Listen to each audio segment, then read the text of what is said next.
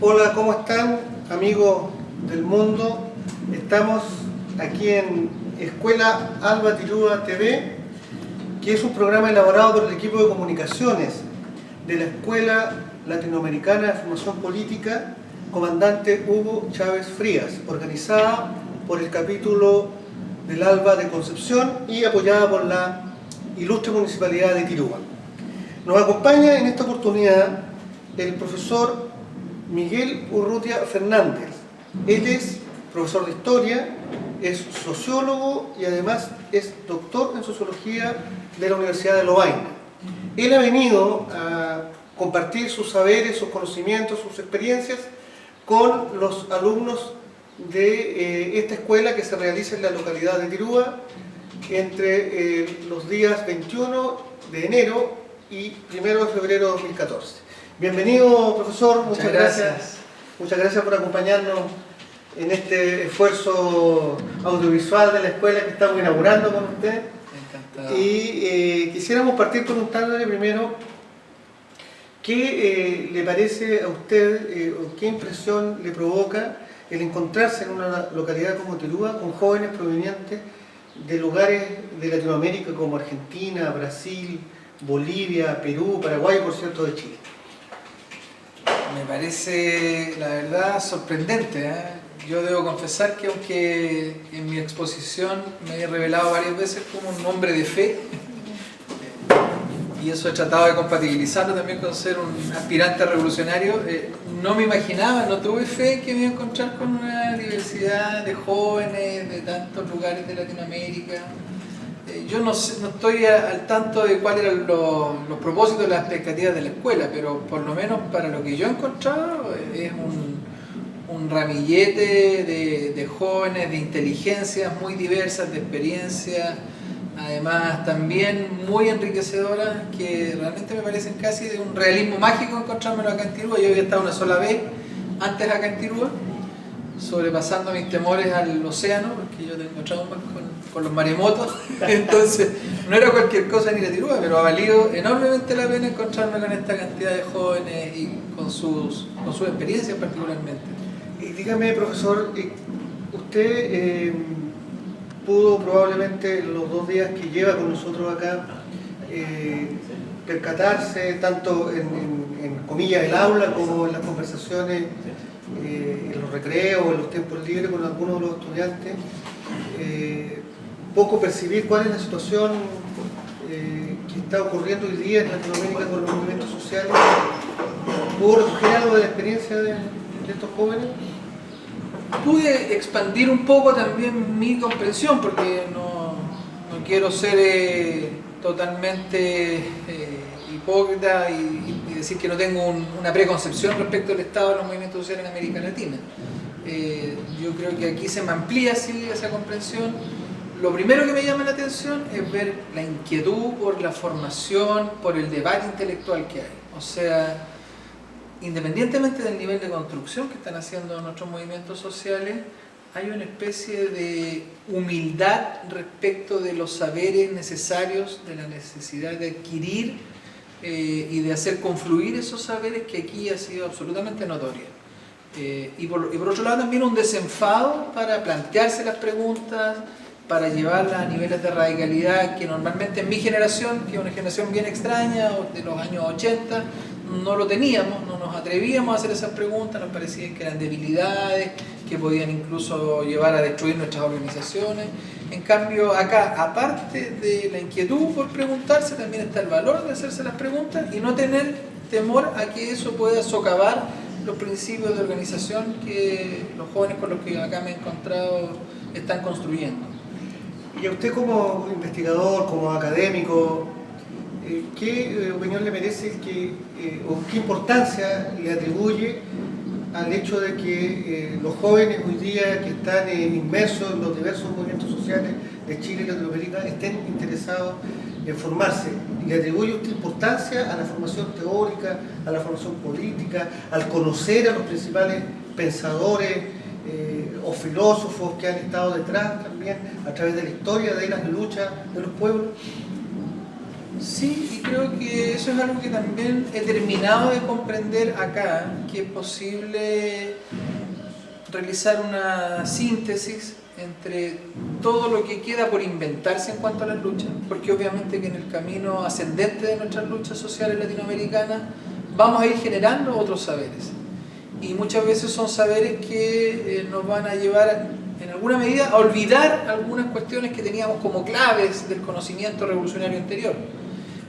A pesar de eso, a pesar de que hay una claridad muy grande de que hay un saber que está por delante por ser inventado todavía, hay al mismo tiempo una claridad de que hay un saber heredado, ¿no? Un saber heredado que ha sido muy vapuleado, al que se le han puesto apellidos, al que se le han puesto motes y que ha tratado de ser sepultado una y otra vez. Entre ellos, el saber relacionado con el marxismo, que me tocó venir a comentar a mí en esta ocasión, que en particular no es ni siquiera lo que yo cultivo en este minuto con más fuerza, pero me parece muy interesante esa articulación. Es decir, hay que inventar un conocimiento, estamos en disposición de inventarlo, pero no lo vamos a inventar sobre la nada. Y no nos vamos a creer los cuentos de aquellos sepultureros del pensamiento revolucionario que nos han venido diciendo que para poder realmente salir del atolladero, para poder realmente avanzar, lo que tenemos que hacer es un olvido absoluto de nuestros próceres del pasado y tratarlos con una falta de respeto prácticamente que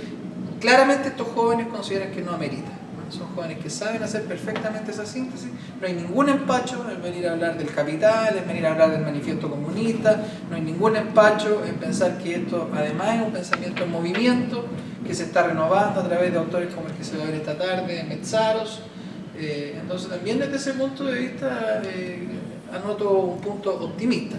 Una preocupación sí que me queda es que esta preocupación por la formación pueda llevar a una especie de reforzamiento constante sí del nivel del activismo, ¿no? Es decir, yo pienso que hay que dar saltos. El activismo es el horizonte máximo al que se puede llegar en la lucha social en Estados Unidos, pero no es el horizonte máximo al que pueden aspirar nuestras luchas en América Latina. Nosotros tenemos que formar partidos revolucionarios, frentes revolucionarios, escuadrones de cuadros, militantes, políticos que están más allá del activismo, y en ese sentido sí me queda un cierto temor de que un exceso de preocupación por la formación pueda retardar nuestros procesos de paso desde el activismo a la militancia política orgánica.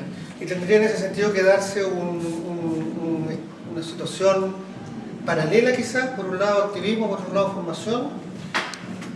Exactamente, quizás siguiendo ese mismo curso de acción que le indicaba yo recién, donde al parecer los jóvenes han dado con esta clave para no botar el bebé con el agua del baño, poder traer a la práctica militante, orgánica, revolucionaria, lo mejor de la práctica activista.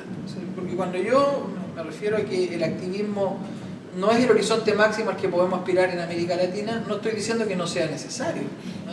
Pero el caso chileno es muy claro, o sea, sin activismo no habríamos logrado salir de las condiciones precarias, ultra precarias en que dejó el tejido social la dictadura chilena, y que más encima se empeñó en sostener esas condiciones ultra precarias del tejido social el bloque en el poder de la concertación. Solo gracias al activismo hoy día podemos asomar un poquitito la cabeza y mencionar este otro tipo de cuestiones, como pensar en proyectos revolucionarios, orgánicos, pensar en programas, que es una manera de salir del eurocentrismo, no responder con la misma moneda, ¿no? Y por lo tanto querer darle la espalda a las condiciones de pensamiento que han tenido los europeos, autores como Marx, como Metzaros, que se va a trabajar enseguida, sería de alguna manera actuar resentidamente casi. La crítica del eurocentrismo, y reactivamente, entonces la crítica del eurocentrismo no tiene que ver con eso, sino con que incluso en la medida que nos aproximamos a estos autores tengamos presente que tuvieron ellos el drama y la limitación de ser eurocéntricos, de mirarse a sí mismos como la cúspide de los procesos civilizatorios, de los procesos evolutivos, pero es una limitación que tuvieron ellos, ¿no? Afortunadamente nosotros no la tenemos y no tenemos que ponernos en ese mismo lugar. Eso por un lado. Y respecto de si hay una posibilidad de generar una síntesis desde lo latinoamericano, usted acaba de leer un largo título de un una pequeña experiencia que estamos desarrollando en conjunto entre la Universidad de Chile, una organización de derechos humanos y memoria que es Londres 38, y una organización, una institución de profesionales jóvenes que se denomina CIPSTRA, que es el Centro de Investigaciones Político-Sociales del Trabajo, y que es este equipo interdisciplinario de estudios sobre movimientos sociales y poder popular. ¿Por qué me permito recordar todo este largo título? Porque me parece que si hay alguna cuestión original que ha surgido desde el punto de vista de la teoría política a nivel mundial desde América Latina y específicamente desde nuestra sociedad, ha sido la mención del poder popular. Y nos ha costado incluso reconocer esa especificidad. Las primeras veces que empezamos a teorizar y a reflexionar sobre el poder popular, lo quisimos poner muy en ligazón con la experiencia de poder dual y con las discusiones sobre el poder dual que dieron tanto Lenin como Trotsky. Pero rápidamente... Y más cerca también con una suerte de consigna, un poco vacía también, ¿no? Sí, es verdad que, bueno, todo enunciado teórico se ve enfrentado a la posibilidad de transformarse en consigna vacía. Afortunadamente creo que esta es dura de roer desde ese punto de vista, particularmente en Chile, porque nosotros tenemos una experiencia donde intentamos salvar un gobierno popular a través de la invocación de una forma de organización que era la del poder popular. Ahí no hay que engañarse, también hay muchos historiadores que lo han leído, lo han querido leer al revés, como que el poder popular antagonizó con el gobierno de Salvador Allende, siendo que el poder popular es más bien un grito desde las bases sociales para decir, a través de esto queremos defender el gobierno popular, queremos defender a Allende, no queremos pasar por sobre Allende, independientemente que yo haya militado en un partido que compartió otra interpretación, que más bien tenía la idea de que el poder popular se levanta para poder constituirse en alternativa a Allende. Yo que he estudiado el poder popular en el caso chileno y durante el gobierno de la Unidad Popular, debo decir con toda honestidad que los trabajadores que se organizaron en cordones industriales, que se organizaron en comités campesinos, comandos comunales, lo hicieron en nombre de salvar el gobierno de la Unidad Popular, en nombre de defender el proceso de Allende, y no de decir el gobierno de Allende es reformista, necesitamos nosotros irnos por otra parte, tomar las armas, hacerle caso al MIR. No, independientemente de mi cariño por el MIR, y que probablemente en esa coyuntura yo me sentiría también más identificado y cercano al proyecto que estaba impulsando el MIR. Pero no hay que confundirse, el proyecto de Poder Popular no tiene residencia en un partido político como el MIR específicamente, sino que es una emanación de defensa del gobierno popular de parte de las bases. Volviendo al origen de la pregunta, sobre la síntesis de Latinoamérica y la capacidad intelectual hoy día existente. ¿Hay movimiento intelectual, hay producción intelectual respecto de lo que está ocurriendo hoy día?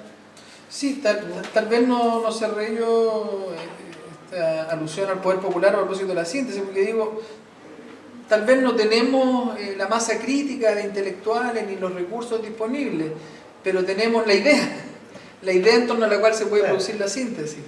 Y en ese sentido creo que las masas críticas, los doctores o no doctores, los prácticos o no prácticos, más bien tienen que adecuarse a ese núcleo de ideas sobre las cuales podemos sintetizar. Además hay que decir que la noción de poder popular no es que aparezca sola, está gracias a que desde mucho antes que se formalice la teología de la liberación, por ejemplo, venía dándose una práctica de cristianismo liberador en América Latina. Está de por medio la educación popular, Paulo Freire, Orlando Falsborda en Colombia, la idea de la educación, de la investigación participativa, en fin, tenemos una serie de herramientas que son a la vez intelectuales y prácticas. La teología de la liberación, sí lo digo yo, lo único que algunos me podrían decir, no, la teología de la liberación es posterior, porque el nombre de poder popular se empieza a usar en la década, a fines de los 60 y 70 en América Latina, cuando la teología de la liberación ya se formaliza a fines de los 70.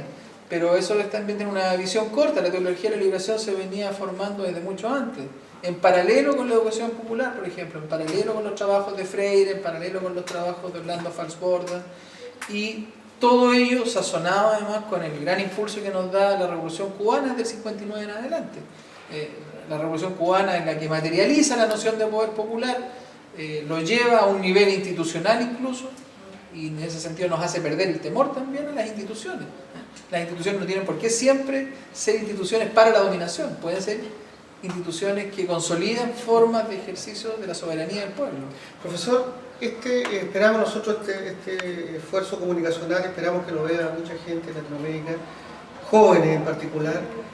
Y quisiera preguntarle, como nosotros, como nosotros, por cierto, de alma, de espíritu, quisiera preguntarle, en relación también a lo que ocurrió durante su exposición con los estudiantes provenientes de tantos lugares de Latinoamérica, en relación a la eventual dicotomía o diferencia o que pudiera haber entre lo que se llama el sujeto y la organización. Quisiera que usted me diera un par de pistas sobre eso y que eso le sirviera a los jóvenes de Latinoamérica que nos puedan estar viendo y escuchando. Yo no sé si estoy muy cansado, porque ha sido cansadora la jornada, pero yo por lo menos de parte de los jóvenes que estuvieron acá, que no son todos estudiantes, también me di cuenta, hay jóvenes que son trabajadores y que son prácticamente algunos de ellos activistas profesionales. Sí, lo que lo significa mayormente es que son todos miembros de organizaciones, colectivos. Exacto. Son estudiantes de esta escuela, Claro. a eso me refiero. Pero yo diría que esa dicotomía entre el sujeto y la organización fue algo que surgió de mi propia exposición, diría más bien, incluso de problemas de claridad respecto de mi exposición. No, para nada siento que haya sido una dicotomía que está planteada entre los jóvenes. Y queriendo salvarme un poco para no decir que fue únicamente porque no preparé bien las cosas, yo creo que son problemas que tenemos nosotros más bien en la teoría.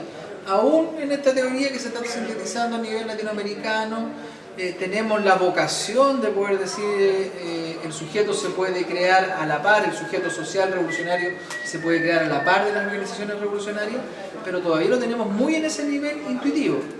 Y cuando llegamos a hacer estas presentaciones, entonces la confusión se asienta, pero no es una confusión que venga de parte de los que están ejerciendo la práctica de la lucha social, es más bien de aquellos que estamos un poco más situados en el aspecto reflexivo.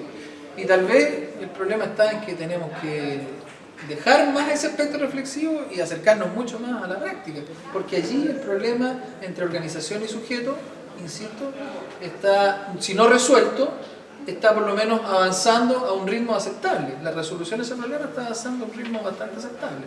¿Y qué importancia le atribuye usted en ese mismo contexto a la militancia? Bueno, yo terminé hoy día dando una especie de arenga en torno a la militancia, porque así como aprendí en esta escuela que hay cosas para inventar y cosas que, herencias del pasado que hay que saber llevar, yo pienso que la tradición de las luchas militantes, la forma de vida del militante es una cuestión que yo alcancé a vivir en la década de los 80, no es propia de la década de los 80. La vida militante es algo que se empieza a desplegar desde los años 50 en adelante, y tal vez en América Latina mucho antes, dependiendo de la región a la que nos estamos refiriendo. Pero sí creo que hubo en torno a la militancia una figura un poco religiosa y sacrificial, que afortunadamente hoy día es posible de ser despejada. Entonces, en la medida que logremos producir una militancia no sacrificial, es decir, no esa militancia que te exige dejar los hijos, El dejar martirologio del que hablaban.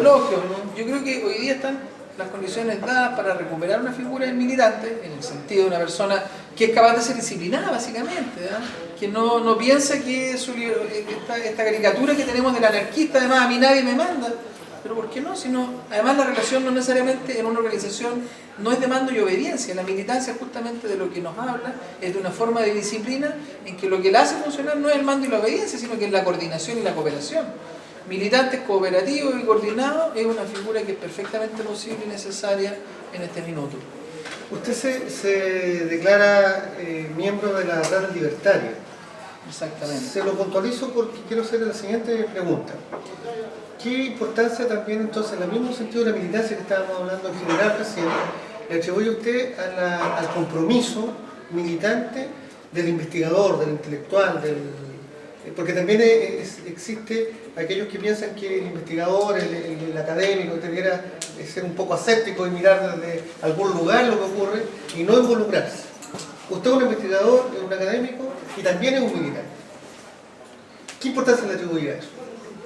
Bueno, en primer lugar, digo que es algo que hay que ganarse en los espacios donde uno trabaja, pero hay herramientas para ganárselo. Por ejemplo, donde yo trabajo en la Universidad de Chile, no me pueden contar cuentos, o sea, son todos militantes.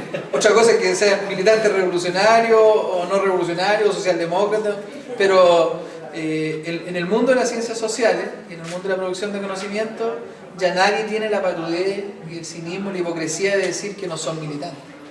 Ahora, que la militancia se da de otra manera, eso sí. Ahí uno tiene que ser estratégico y hacerlo presente. Es decir, bueno, si usted milita, usted es un cuadro que está sosteniendo el actual modelo, que está reflexionando para este modelo, que se preocupa de darle equilibrio, permítame a mí el derecho también de preparar, si no el desmantelamiento del modelo, las alternativas de él. Y en ese sentido yo también tengo que ser honesto, yo me he encontrado, yo trabajo con personas que son claramente cuadros intelectuales de la Constitución, por ejemplo, como Manuel Antonio Garretón, que es Premio Nacional de Humanidades, y yo no he encontrado ninguna resistencia en ese sentido. O sea, a lo más cuando me visita en la oficina y ve la foto de Miguel Enrique que tengo ahí, mueve la cabeza y me dice, pucha, que le hace daño a la izquierda todavía este gallo. Pero yo creo que ahí sí Hay ahora que volver a responderlo muy fuerte. Claro. ¿Quién hace más daño? Hay un básico respeto que hay que saber aprovecharlo también. O sea, no tenemos que luchar contra fantasmas terribles que tampoco existen. Digamos, en el mundo académico está el espacio muy abierto y no lo hemos abierto si nosotros los académicos lo han abierto los movimientos sociales. Eso sí hay que reconocerlo. Es gracias a los movimientos, en este caso de los estudiantes, que uno puede moverse con cierta holgura, sin miedo a perder su trabajo, porque también esto no hay que tener, yo no, por lo menos no tengo vergüenza, vivo de mi trabajo, como mis padres vivieron de su trabajo, y por lo tanto sí cuido mi trabajo, de todas maneras. Y en ese cuidado de mi trabajo tengo que calibrar la cuestión de la militancia. Tampoco puede ser una militancia burda donde yo me dedique a hacer proselitismo en el mundo académico, pero no tengo por qué ocultarlo. No tengo por qué sacar de mis análisis las perspectivas militantes siempre y cuando yo las haga presentes y las objetive. Mis estudiantes en la Universidad de Chile al menos, y por mucho tiempo acá en la Universidad de Concepción, donde también trabajé, y en muchas otras universidades, la verdad, porque fue un profesor que se movió por muchos espacios del mundo de la sociología, han sabido siempre los puntos que calzo y muchas veces nos hemos retroalimentado.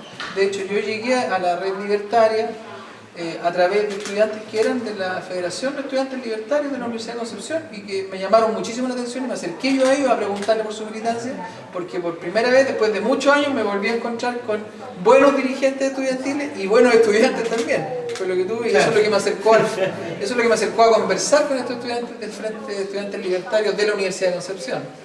Profesor, un poco de proyección. Para el futuro inmediato, ¿cómo advierte usted o qué cree que puede ocurrir con los movimientos sociales en Latinoamérica, particularmente en Chile, después de lo que ocurrió a partir de 2011, bueno, con los antecedentes previos, y con ahora, en el caso de Chile, cambio de gobierno, y en el caso de Latinoamérica, con las tensiones que hay, digamos, desde el imperio, desde Estados Unidos, para socavar o crearle problemas a los gobiernos democráticos? ¿Cómo visualiza el periodo inmediato? Quizás en lo más inmediato no vamos a enfrentar un repliegue. Pienso que todavía tenemos un tiempo, incluso en el caso chileno, y a pesar de que obviamente está en marcha un dispositivo para sumergir nuestros movimientos, para aplacarlos, creo que tenemos aún un espacio de ascenso de las luchas y los movimientos sociales, lo cual nos implica aprovechar este espacio aún de ascenso para prepararnos hacia lo que puede ser una fase descendente, una fase, como le llama Gabriel Salazar, de subsidencia de los movimientos sociales. Solo que yo le agregaría a esa teoría de la subsidencia de los movimientos sociales que tiene que ser una subsidencia reflexiva, no un espontaneísmo, porque hasta aquí es verdad que los movimientos sociales cuando se han sumergido en la emergencia y no de una manera planificada. En ese sentido yo saco una buena lección de lo que fue el no cierre de la coyuntura del año 2011 por parte de los estudiantes. Y entiendo, no quiero ser proselitita aquí, entiendo que esa fue una lectura que aportaron los estudiantes del FELP. Es decir, miren, no tenemos por qué ahora definir todo el futuro del movimiento. Aun cuando, al dejar la coyuntura abierta, obviamente los ánimos se van a apagar en alguna medida. Pero como eso va a ocurrir de todas maneras, como el ser humano no actúa de continuo en las luchas sociales, es importante que uno esté preparado y que de alguna manera entre reflexivamente en esos procesos de subsidencia en los movimientos sociales. Creo que es la tarea que tenemos ahora, avanzar por supuesto lo más que se pueda, y en ese avance, en el caso chileno me refiero exigir que este gobierno de Michelle Bachelet cumpla algunos compromisos que innegablemente son democratizadores, no en lo absoluto, no son la panacea de la democratización, pero se ha visto obligada a establecer ciertos compromisos. Tenemos que lograr que esos compromisos se cumplan y al mismo tiempo preparar una fase de repliegue en nuestros movimientos para poder enseguida ir por el premio mayor, que desde mi punto de vista es una ruptura democrática profunda que nos permita de ahí en adelante volver a pensar en el socialismo derechamente. Profesor, estamos llegando al final de la entrevista. Quisiera darle la oportunidad, si usted quisiera hacer una última reflexión en relación a la importancia de la realización de este tipo de encuentros latinoamericanos de jóvenes que estén interesados en formarse, o cualquier otro elemento que usted quiera dejarnos como para la reflexión. A mí me interesa hacer una breve reflexión sobre la figura de Hugo Chávez que denomina este encuentro, que es la escuela que está detrás. Yo debo confesar que la imagen del comandante Chávez ha sido muy evolutiva dentro de mi pensamiento y creo que eso refleja a lo que le ocurrió a toda mi generación. El ver que nos hemos reunido bajo ese apelativo y no porque él hoy día ya no esté con nosotros, me habla de que hoy día nos enfrentamos a movimientos más rápidos del imaginario político y que aquel que antes veíamos como un militarista, populista, en fin, todo lo demás, rápidamente lo podemos reconstruir a partir de una experiencia de lucha concreta en una figura señera para nuestra lucha social latinoamericana, que no lo agota todo, por cierto, y lo digo a nombre de mis compañeros libertarios, que hay algunos de ellos muy doctrinarios, que dirán, no podemos nunca seguir a alguien que levanta siquiera la voz como militar y por lo tanto se erige en figura de autoridad. Pero más bien tenemos que estar abiertos a esta posibilidad. El imaginario hoy día está muy activo y es ese el que nos permite convertir estas figuras y sus experiencias en luces, en faros para las luchas futuras. Muchas gracias, profesor. Esto es Escuela Alba Tirúa 2014 TV, que está realizada por el equipo de comunicaciones y con la colaboración de la revista Bagual de Valdivia, Alba Media y SIGNoticias.cl. Quisiéramos agradecerle, profesor, por haber estado con nosotros. Muchas gracias por venir. A ustedes. Y bueno, quedamos a sus órdenes para lo que necesiten en el futuro. Igualmente, encantado.